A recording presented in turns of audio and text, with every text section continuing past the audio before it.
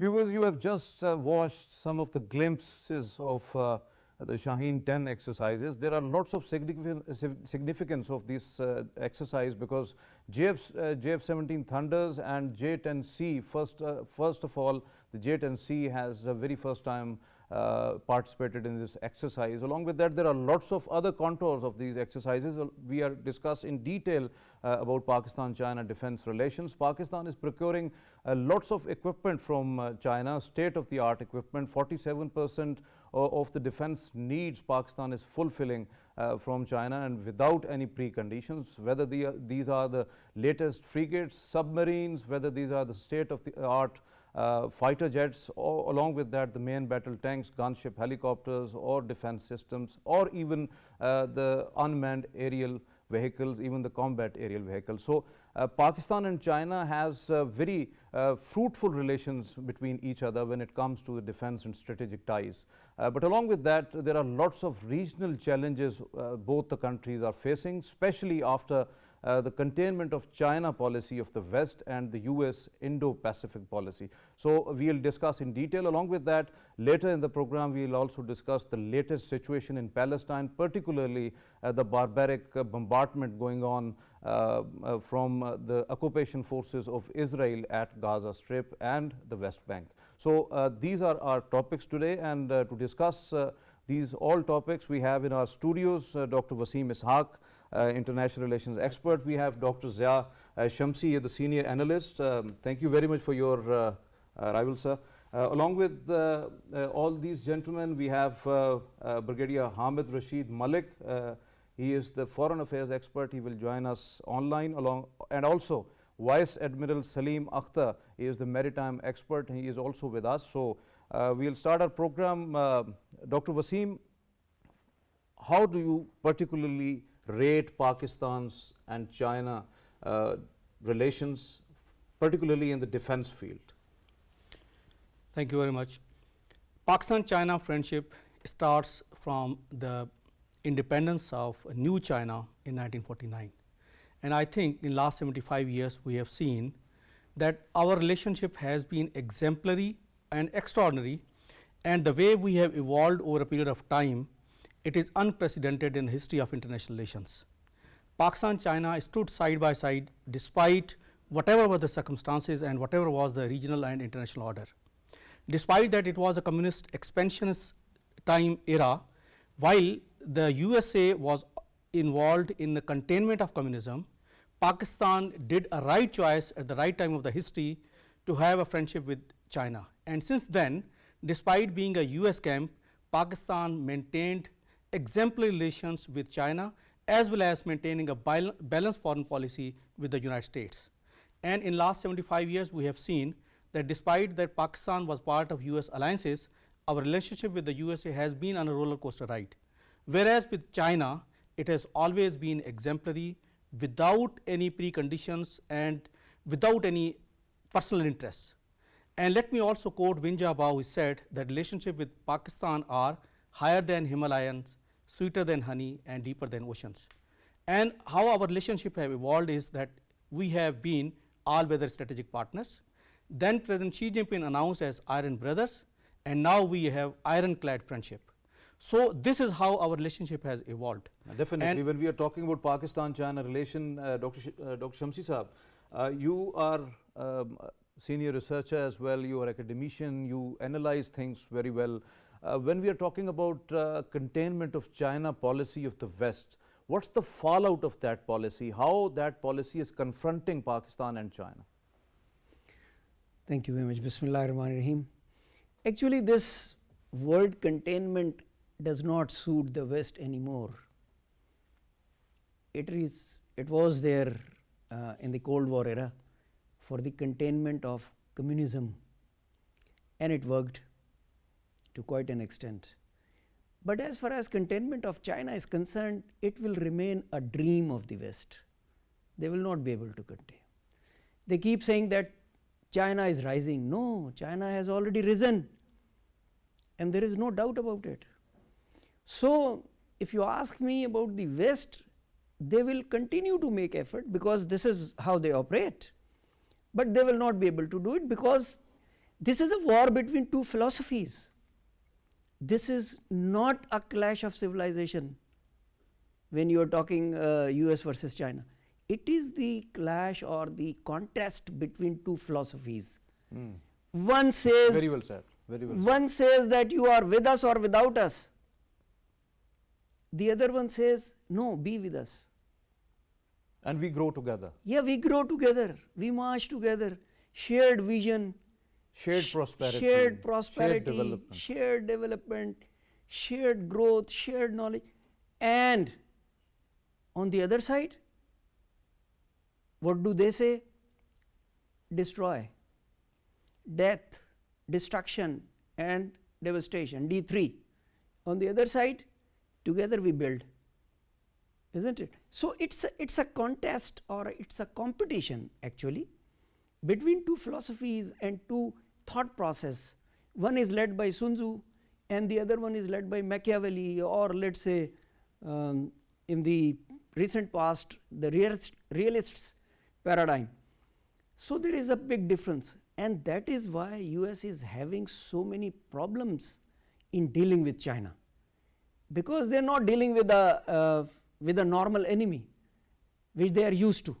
When we are talking about particularly the integration of the region across, so China is now the pivot with the Belt and Road Initiative and others. Pakistan is enjoying its flagship project CPAC. So there are lots of challenges Pakistan is actually confronting. There is terrorism going on. Pakistani security forces are engaged at the various fronts, and on that particular thing, Pakistan and China is also marching together in that, whether it's training, whether it's capacity building of the Pakistani armed forces. There are a lot more going on. When US has ended that international education, military education training program, then China was at the forefront. So how do you see that particularly? Yeah, that is very important aspect that you have raised, because China understands the issue, whereas the West does not. For example, whenever there is any kind of terror activities, etc., West would immediately issue travel advisories. We have never seen any travel advisory from China for Pakistan. Their workers get attacked, their workers get killed, their workers get abducted, but they understand the issue. Although Chinese people made lots of sacrifices for lots of projects Absolutely. in Pakistan just because of Pakistan. And they are always forthcoming. I mean, they would not say, they would not keep silent. They would come, diplomatically try to resolve the issue, and they always offer their services that we will help you in investigation. Definitely. Well, your point well taken. We have Vice Admiral Salim Akhtar Sahab with us. Welcome to you, sir. Thank you.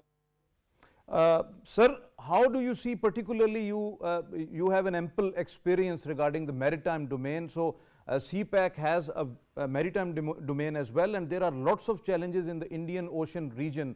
So how China is actually helping Pakistan, how Pakistan is actually getting forward to confront all those challenges, and what is the significance of this one? Well, as we know, this North Arabian Sea is the region which is, infested with all sort of extra-regional forces. Everybody trying to, safeguard their own interest.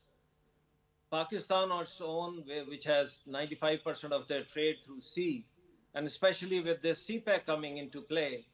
So we have to guard this area, we have to keep this area peaceful. And not only that we have challenges of from Navy to Navy or something, we have other challenges at sea which we have to face, which can be piracy that we saw in the last few decades.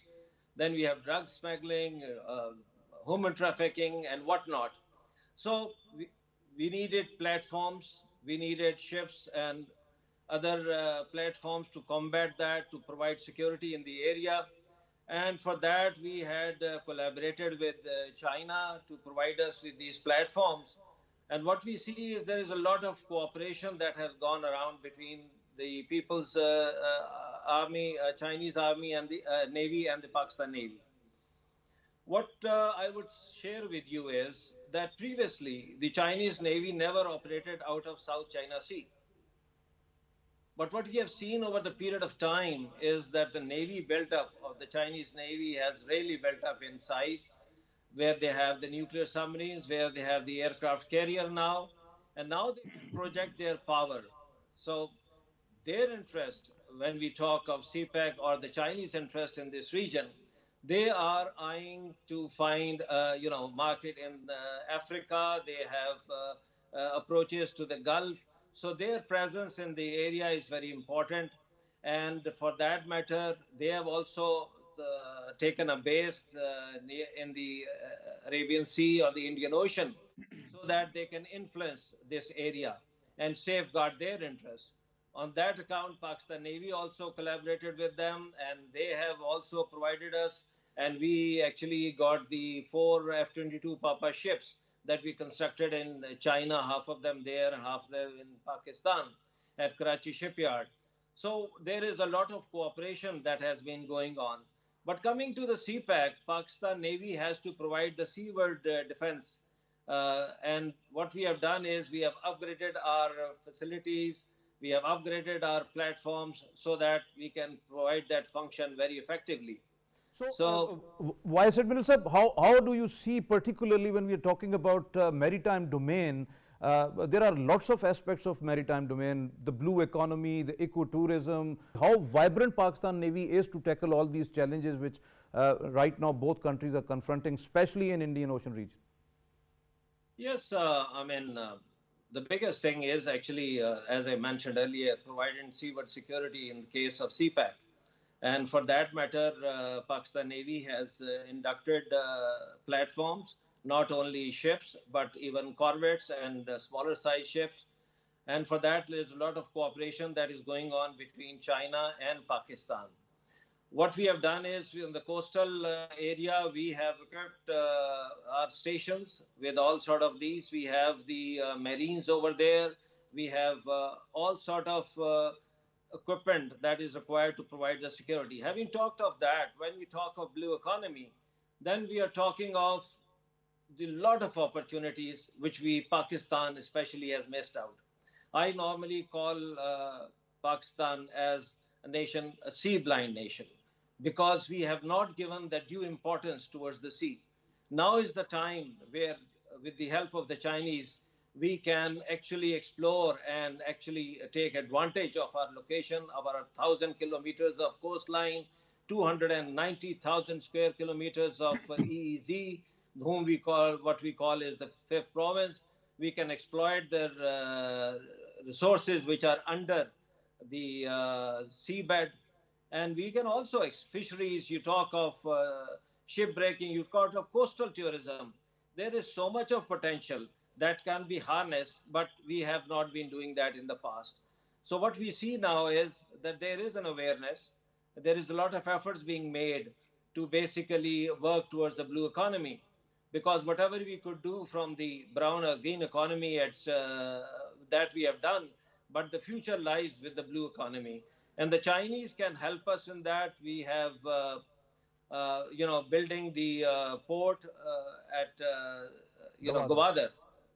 So we need to work out that. We have to maintain the depth of the channel. It's a deep sea port, but we have seen is if you don't Vice Admiral sir, one last question that is very important in the context that pertaining to the regional situation right now, the global situation as well.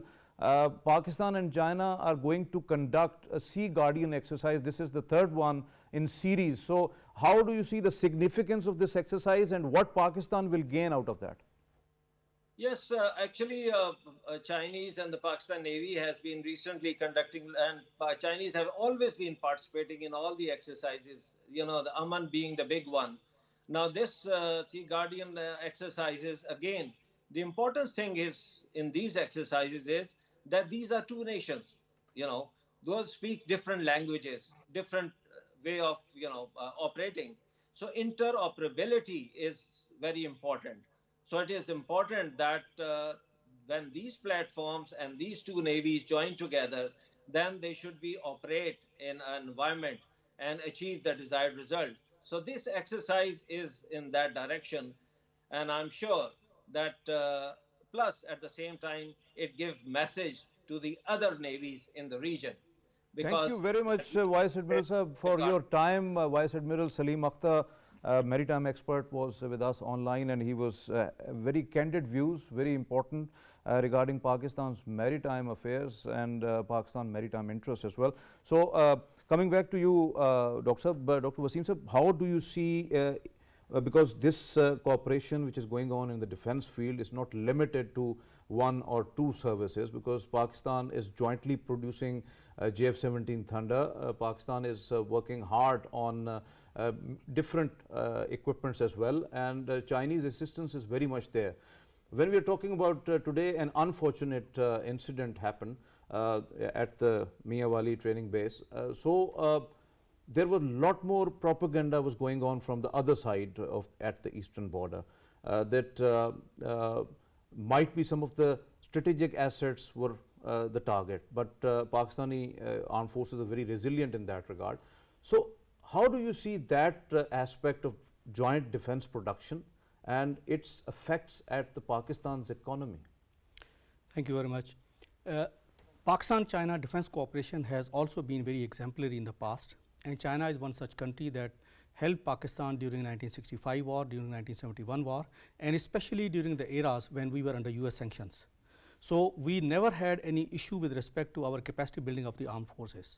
But when we embarked upon the joint building of the different hardwares, China was the only country which came forward and helped us in heavy mechanical complex in Taxila, then PF's aeronautical complex in Kamra, then a lot of PF ordnance factories, etc. Also Karachi shipyard and engineering works, and all other sectors. So in all three services, China has been providing also the transfer of technology, and JF-17 is one joint example And of the only country without any preconditions. without any preconditions. So, and also the civil nuclear technology, China has been supporting us through all the thick and thin of the series of the history. So, I think their support will continue, as we can bank upon Chinese guaranteed support during all types of environments. However, we have to see now, as the CPAC is unfolding, and now we have seen the next 5 years would be very crucial, because we would be heading towards completion of CPAC. So would be more geopolitics with respect to Gwadar port, and we have seen the US ambassador visiting Gwadar port last time and giving different statements for the joint development and joint building, shared future, etc. So, in that context, we might be facing certain diplomatic challenges, but we have seen that our statecraft has been very good in maintaining a fine balance between our relations with the United States as well as with China. So, therefore, I do not foresee any challenge in handling these issues. However, we can bank upon Chinese guaranteed support not only in the military domain, however, it could be in all other domains, for example, the civil nuclear energy, then electricity in Pakistan, and also infrastructure development as it is happening through CPAC. Definitely, and Dr. Shamsi Sahab, when we are talking about challenges, Pakistan and China both are confronting some regional challenges, particularly from an unstable Afghanistan. So, how do you see the bilateral cooperation between both the countries and the challenges which Pakistan and China both are facing in several domains? So, what is your view on that? Yeah. In fact, China is the only country who has placed an ambassador in Afghanistan. In spite of all these challenges, when the whole world is not willing to recognize Taliban government, China has an embassy over there. So, this is a good initiative on their part, and this shows the seriousness and concern of the Chinese for the regional security and development together. With Pakistan also, as Dr. Saab said, that this relationship has given both of us mutual benefits.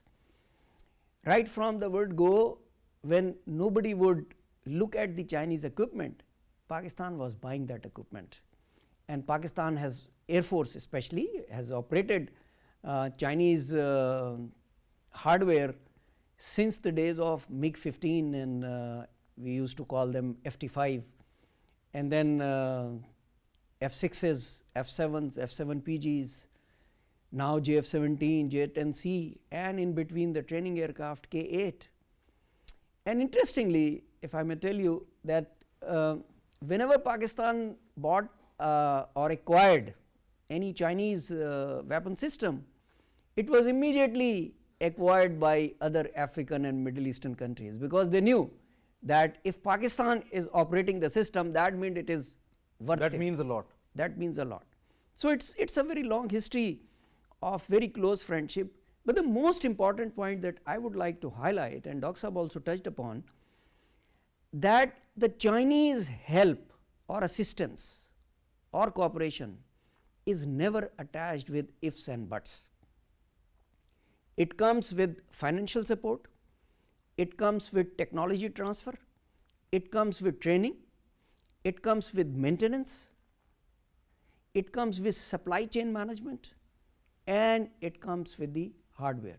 I have been very fortunate to have myself ferried the aeroplane twice from China to Pakistan, and I know what kind of support they provide when you go there to get the aircraft. Definitely, and we have Brigadier Hamid Rashid Malik Sahab with us, senior foreign affairs expert.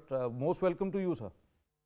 Thank you very much. Brigadier Sahab, when we are talking about Pakistan-China cooperation in all fields, particularly the defense area, how do you grade basically Pakistan Army and Pakistan and Chinese People's Liberation Army's relation in between at the highest level, along with the troop training and bilateral exercises, and particularly Pakistan is also procuring VT4 tanks, air defense equipment, along with that possible procurement of the gunship helicopters as well. So, how you grade this bilateral military relations cooperation in between? Before coming over to the point of I must say, very pragmatic, prudent multi-diplomacy between Pakistan and China, we have to see the global and regional environment presently. Indian defense budget has seen an increase of 108% in the last 10 years. And from the last year, a 13% increase in the Indian defense budget. And presently it stands at a tone of 73 billion US dollars, whereas Pakistan defense budget is nearly 6.5 billion US dollars. And also the regionally, we see that belligerent attitude of our neighbor India poses serious threats to our geographical integrity as well as our sovereignty. Not And only all towards other Pakistan, neighbors but also of towards India, China. yes, and I will come to that point also. And we have to see that after the Presley amendments, Pakistan access to advanced technology and weapons was minimized, or it was not being provided to Pakistan. And US nuclear deal with India in 2008 and US omnipotent shift to India for containment of China or whatever was the reason, we see that Pakistan chances of getting technology and to have a potent, credible defense was a far cry. In this regard, what our military diplomacy carved out a very, I must say, imaginative as well as wise plan to contact our iron brothers. And we already discussed that they have been always on the forefront to support Pakistan. And when we see the collaboration and the three dimensions, that is the land, air, or sea, it is a story of great success. It is not about the armament, it is the training, it is the shared technology transfer also. They want that Pakistan should have a potent defense so that the aggression of India should be met successfully. Okay.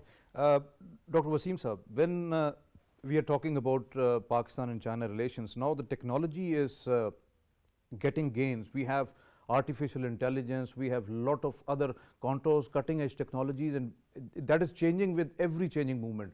So when we are talking about the drone technologies, whether they are the unmanned combat aerial vehicles, unmanned aerial vehicles, or these drones used for the civil purposes as well, because in agriculture, for spraying, for all other things, mapping and all other aspects. So how do you see that collaboration, because that is very important and vital in a sense that for growing economy, agriculture as well, and the defense obviously. We have seen the Pakistan-China exemplary cooperation during 20 years of war on terrorism. China provided all sorts of equipment, monitoring equipment, then safe city camera system, etc., and also the monitoring of Pak-Afghan border during those 20 years. So we have a very good collaboration in terms of the defense hardware and artificial intelligence, drone cameras, and also as per open source research, there are certain combat drone technology as well. So China has been supporting us and we have been using that technology. So since last 20 years that has matured over a period of time, and now we can also utilize Chinese expertise and technology in terms of our agriculture production, and also for spraying purposes also we have been utilizing that. So there are a lot of avenues which are open, and the China is ready to help, and I think the phase 2 of CPAC, which is going to be starting very soon, the collaboration in terms of agriculture as well as the defense would also be another priority area other than the infrastructure development. One of the other area, Dr. Shamsi Sahab, is also very vital, that is the space cooperation between Pakistan and China. And when we are talking about that, the lunar research along with satellite launching, satellites are very important in regarding communication. You have strategic aspects, intelligence, or all that areas. So how do you see that aspect, because you know that Pakistan is very much interested in having all these technologies available regarding space and all that. So China is bit advanced in that area. So how do you see that? Actually, this is a very, very important field that Pakistan needs a lot of support from China, primarily because India has had strategic agreements, 4 agreements under BECA, Basic Exchange of Cooperative Agreement. And in that, India will be getting from the United States real-time intelligence and real-time targeting in any future conflict. And it is on record that Indian Defence Minister has said that if BECA had been signed earlier, Galwan incident would not have taken place. So it is very important, and Pakistan and China are cooperating in space programs and nuclear programs, as we said earlier, and therefore we have already decided that we will be launching the lunar program and we will be landing at moon inshallah by 2030 with the help of each other. So coordinated and integrated research is extremely important for a country like Pakistan, which is denied these sensitive technologies by the West. Definitely, your point well taken, Brigadier Hamid Sahab. When it is important to survive in an atmosphere where you are confronting lots of challenges, how important it is for Pakistan and China to go together, particularly when India has an hegemonic design, India is acquiring lots of equipment, the piles of arms, but unfortunately at this point in time when we see the West is totally mum, even they are supporting India on that aspect. Pakistan and China both confronting India and on that. So when we are talking about the defense, air defense systems and all that, how do you see the implications of S-400 and all others in terms of Pakistan's strategic and defense parameters? When we view the defense needs of Pakistan, we have to understand that Indian stockpiling of their weapons, ammunition and their armaments are focused against Pakistan. On the globe, we see that Indo-Israel nexus, US omnipotent support to India, even Europe providing them the latest aircraft Rafale. In that environment, Pakistan was faced with the multifarious challenges from air, from ground, as well as from the sea. And also the hypersonic and thermal weapons as well, if you just elaborate on that as well. Yes, I will come to that. And another aspect is that the India's latest landing on moon, and they are drumming their support, and they say now another dimension has been added to their offensive capability. In that environment, I think Pakistan has been very prudent and China has been very gracious in upgrading our arsenals, all three services. When we talk of the missiles, missile defense systems, air defense system also. And in that context, Pakistan also got an opportunity to get service to air missiles also for all three services. And at the same time, our own missile development program is going at a very good pace. And now Pakistan has got a capability to retaliate also. It is not now that we are going for the credible defense, but India should be wary of us that we have a very credible retaliation capability also in all three domains, whether it is ground, whether it is air or in sea. And also that SPARCO has gone for the vision of 2040, which is expanded to 2047. And with the Chinese collaboration, Pakistan will also get, I think, good lead in the space also. And here I would like to mention about the BIDO, that earlier we had a worry that the American, if they go for the shutter control, that is the global positioning system, and we are deprived of target acquisition as well as the precision targeting of the targets in India. Your point well taken. It is very important for Pakistan and China to go on and strengthen their bilateral relations, not only in the defense field but also in all other fields, and the focus is on. So there are lots of challenges both countries are facing in entire region, but all those challenges will be taken care of if this ironclad friendship will certainly pay back, and both the countries are going on nicely, and this cooperation is really commendable for whole of the world. This was our first topic, and we are now moving towards the latest situation of the Palestine in the Middle East, because Israeli defense forces, the occupation forces, still bombarding at Gaza, along with that the West Bank, because unfortunately, lots of atrocities there in that region, and West is keep on supporting, majority of the countries are supporting Israel in that aspect. And when we are talking about the United States, US is keep on funding billions of dollars, equipments, arsenals, and also sending their sent their strike carrier groups into the Mediterranean Sea. Just some days back, the US Defense and Foreign Secretaries were testified before the Defense Appropriation Committee on budget for the requirements of Israel and Ukraine. What happened during that, and what faced by those secretaries? Just have a look. Not in the face of an intensifying strategic competition in the Indo-Pacific and around the world. If the witness will suspend.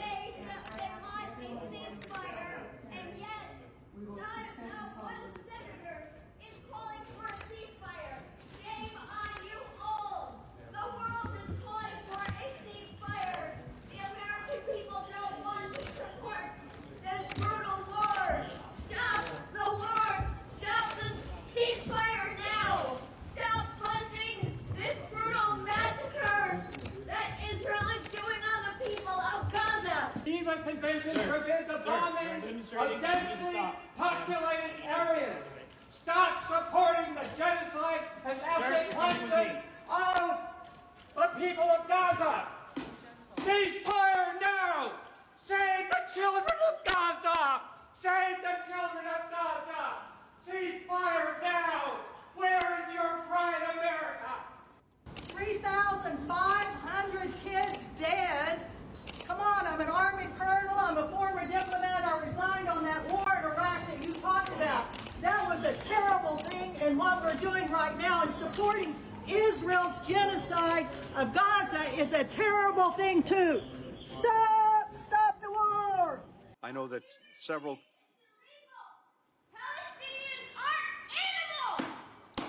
Committee will suspend, and I again ask that those in the audience respect the people in the room and allow us to continue the hearing.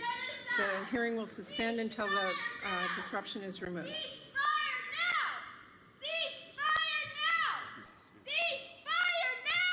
both stress the need for Israel to operate by the rule of law. Why are we handcuffing and arresting them? Committee will suspend. Let them be at the table. Why aren't they at the table? Cease fire now! I beg you! Cease fire now! Palestine to Mexico! All the world are gonna go! Palestine! Committee will suspend.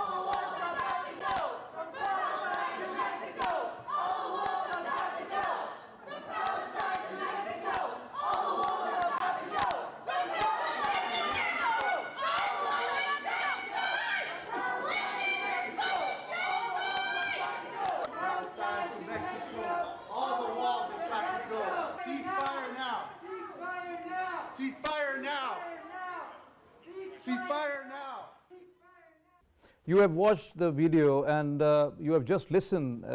These are the people who are the civilians, along with that some of the war veterans who fought different wars from the US in different regions. They have seen genocide, they have seen destruction from with their naked eyes, and whatever is going on in Gaza and West Bank, unfortunately, it's Israeli hostilities, atrocities, complete genocide. They were calling upon that save the children of Gaza, save West Bank, save Palestine, and stop this brutal war which is going on, and humanitarian aspects. But unfortunately, Israel is not going to do that, is not doing that because of the Western support and what Americans are doing right now. This is unfortunate, this is against humanity. So talking on this particular aspect, we have Dr. Wasim Saab, to you. The situation is Gaza is very unfortunate. It's complete genocide of the Palestinians. How do you see this whole situation and whatever is happening across the world?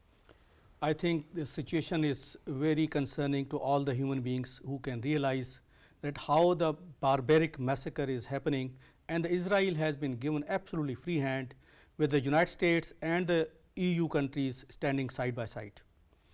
We have seen the hospitals being bombed, refugees camps being bombed, civilians being bombed every now and then. But unfortunately, the Israeli defense minister labeled these Palestinians as human animals. So this is how they have graded. But the good thing which is happening now is that public opinion, which usually forces the policy change in the United States and in the European countries, has now started. These are the common people who are protesting, agitating. We have seen differing the policies what the United States is going on. Historically, we have seen that Vietnam War, Afghanistan and Iraq, when the public opinion got against their governments, the government had to change their policies. And that good thing is that it has really started within the United States, and also we have seen in the certain European capitals as well.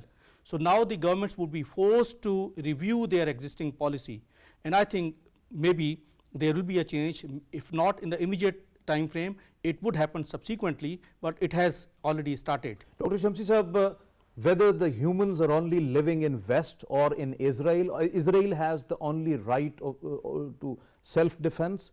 Gaza people, the West Bank, the Palestinians, these are not the human beings? Not in their perception. They do not perceive them to be humans. My hats off to the people who were raising slogans and they were taken away by the police. I personally feel guilty that I was not there, unfortunately. But hats off to the Western people in the West who are gathering in large numbers in Western capitals and protesting against their own government. They are not Muslims. There may be few Muslims in them, but they are the people in the West. But they are humans and respect humanity. That's what I am coming at. Look at the hypocrisy of the US-led West.